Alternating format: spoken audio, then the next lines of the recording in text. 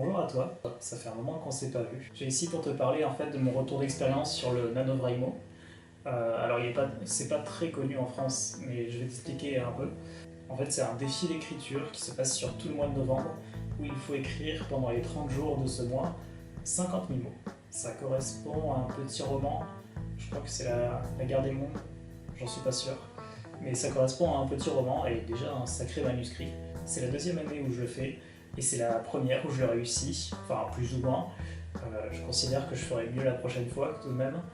Je t'expliquerai tout ça une prochaine fois, mais en attendant, j'aimerais te parler juste de 3 leçons que j'ai apprises lors de ce nano. Et voilà, je comptais te les faire partager. Premièrement, première chose que j'ai appris, bien planifier. L'année dernière, je te dresse un peu le tableau, ça a été une catastrophe totale. J'ai fait 10 000 mots maximum, je crois, et je me suis arrêté après. J'avais du retard considérable et au bout de 5 jours, mon Dieu. Au bout de 5 jours, j'étais hors course déjà. Et entre autres, parce que j'avais mal planifié. Je sais qu'il y en a qui aiment bien ne rien planifier et juste se laisser porter par quelque chose. Moi j'aime bien mixer un peu les deux, c'est-à-dire essayer de trouver un plan et pourquoi pas en sortir. Un plan ça se change après, mais au moins je sais où je vais. Donc l'année dernière j'avais planifié exactement, sauf que j'avais complètement sous-estimé l'importance de 50 000 mots. Si tu l'as jamais fait, si tu es pas vraiment, familier avec l'écriture, 50 000 mots c'est assez abstrait, mais en fait c'est vraiment beaucoup.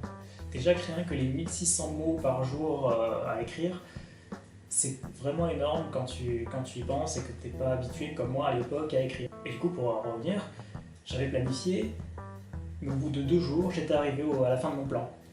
Et j'étais pas arrivé à la fin de mon histoire, c'est juste j'avais planifié jusque là et je me disais que ça me servirait pour le mois. J'étais un peu naïf à l'époque. Cette année du coup j'ai pas voulu faire la même erreur.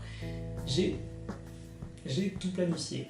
Sans rentrer dans les détails de ce que j'ai écrit cette année, ça se passait à la base, j'étais parti tout naïvement sur une grande période, contrairement à la petite période sur laquelle j'avais planifié l'année dernière. Une grande période, c'était 5 ans, ou 7 je crois. On suivait un personnage sur 3 années de lycée, 3 années d'études supérieures et 1 année de professionnalisation. C'était un peu une épopée, sauf que moi je n'avais pas réalisé au début du mois. Du coup pendant ces 7 ans que devait compter mon histoire, j'avais planifié de grands événements, sauf que je me suis très vite réduit à 1 année scolaire, et déjà ça c'était énorme parce qu'au bout de 50 000 mots, j'avais fait 2 jours et demi.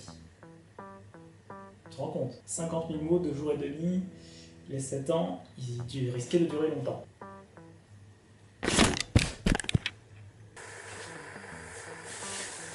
Mon support compte.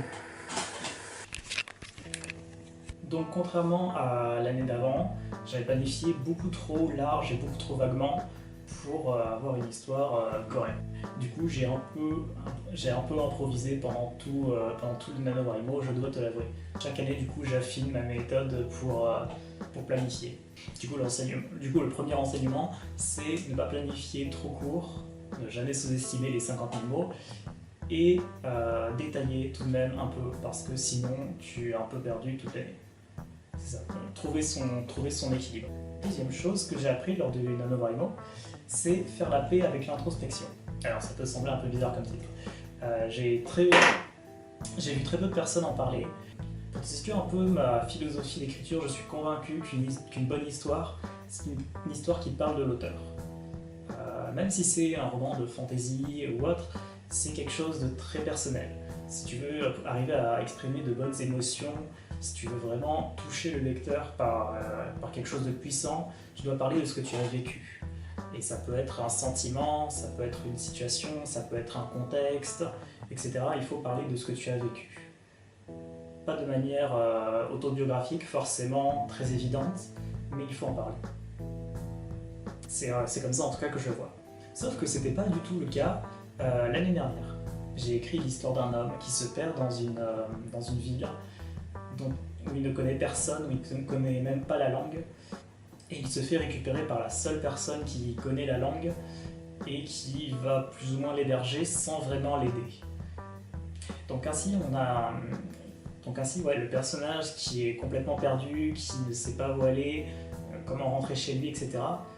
Tout ça je l'ai écrit au moment où j'étais le plus perdu dans ma vie, en réalité. À partir du moment où je réalise que le personnage ne fais rien en fait pour... Ta sœur. Ça devrait aller mieux maintenant. Du coup, je me rends compte que ce personnage ne fait aucun effort pour s'en sortir par lui-même, qui se repose toujours sur l'autre qui l'a secouru. Et c'était un peu trop. C'était beaucoup trop personnel, etc. Et je m'en étais pas rendu compte, c'était totalement inconscient. C'est un peu personnel ce que je te dis, mais j'en tirerai un enseignement général après. Et cette année, justement, j'ai fait beaucoup la paix par rapport à ça. Je t'ai dit tout à l'heure ma philosophie d'écriture, à l'état où je suis maintenant.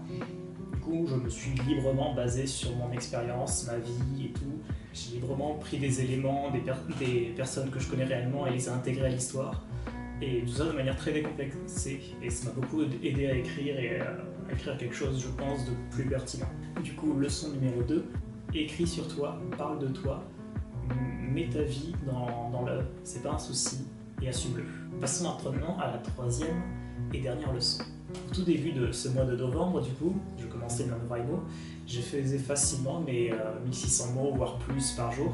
J'avais dès le début un écart assez considérable que je m'amusais à creuser au fur et à mesure. C'était une sacrée chance d'avoir ça. Mais au fur et à mesure, ça devenait de plus en plus difficile. Au bout d'environ 10 jours d'écriture où je faisais vraiment tout seul. Mais ça marchait quand même, je faisais toujours mes 1600 mots par jour, voire plus, etc. Et puis un jour, j'ai fait un sprint. C'est très courant dans le monde dans la communauté du nano, c'est d'écrire à plusieurs sur un temps très court et chronométré, et ensuite d'annoncer aux autres, c'est pas forcément une compétition, mais d'annoncer aux autres le nombre de mots qu'on a fait. Le but du NaNoWriMo étant, tu te doutes bien, d'écrire le maximum de mots, qu'importe la qualité. Donc j'ai fait un sprint comme ça avec ma sœur qui écrit également, et c'était assez magique. J'ai mis moitié moins de temps pour écrire autant de mots. Ça rendait du coup l'écriture beaucoup plus rapide, beaucoup plus fun, parce que du coup tu partages avec quelqu'un, et voilà, du coup ça passait plus vite. C'était beaucoup plus productif que ce que je faisais auparavant, tout seul dans mon coin. Du coup j'ai vite rejoint une communauté d'écriture sur un Discord assez lambda, et ça m'a énormément aidé, ça a sauvé mon anneau. Le premier jour où je suis arrivé, par exemple, j'ai fait 3600 mots sans vraiment forcer. Tu vois l'idée, pourtant je ne suis pas un écrivain très rapide, mais tu vois comment ça m'a aidé. Donc 3e leçon à retenir, je résume. Entoure-toi de gens et fais des sprints. Ou plutôt devrais-je dire, écrire tout seul, c'est bien, ça marche, mais c'est 1000 fois mieux quand tu es accompagné. Donc trouve-toi des amis qui écrivent eux aussi. Il n'y en a pas tellement dans mon entourage, mais sinon trouve-toi des communautés sur internet, etc. Ça va énormément t'aider. Je sous-estimais complètement ça avant, c'est pour ça que je te dis ça comme ça. Voilà du coup pour ces 3 conseils, pour ces 3 leçons plutôt que j'ai tirées de ces NaNoWriMo. De mes 2 NaNoWriMo du coup, l'un complètement raté, l'un un peu moins, vu que j'ai atteint les 50 000 mots à la fin. Maintenant, je considère pas tellement que j'ai réussi cette année, c'est-à-dire j'ai énormément été vague dans mon plan à la base, du coup j'ai beaucoup hésité,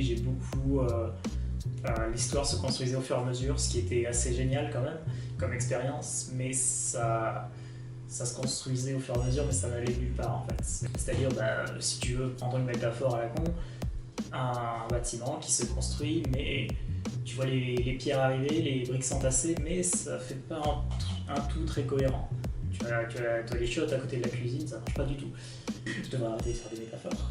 Donc du coup voilà, je pense pas utiliser directement le papier qui est sorti de ce mois d'écriture, mais je vais réutiliser l'histoire, le contexte et les personnages, je pense, dans de futurs projets. Mais ça, on en parlera du coup dans une prochaine vidéo, parce que c'est pas tellement le sujet de celle-ci. C'est tout pour moi. Je te remercie d'avoir écouté jusque-là, c'est vraiment adorable de ta part. N'hésite pas à mettre en commentaire ce que tu en as pensé, si tu as des questions ou même des retours d'expérience. Je suis très curieux de savoir si d'autres personnes ont fait le nano sur ma chaîne. Voilà, si tu veux me questionner sur mon absence par exemple, etc., je t'invite à mettre un commentaire pour poser tes questions. Sur ce, je te souhaite une bonne journée, une bonne soirée, et je te dis à demain. Non, en fait pas à demain, à la prochaine.